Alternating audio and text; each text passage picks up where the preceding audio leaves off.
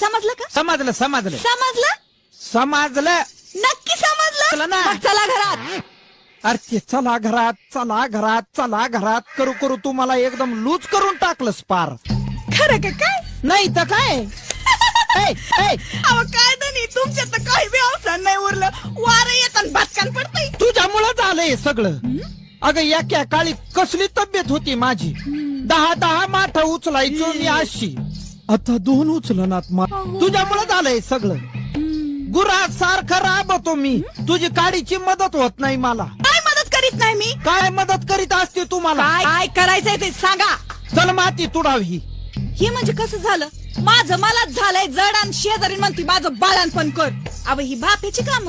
ही बापेची काम झालं ना. घेतलं ना अंग काढून. अगं मला दररोज तुडवती तशी ही माती तुडवायची. आणखीन काय? असं हा मग बघाच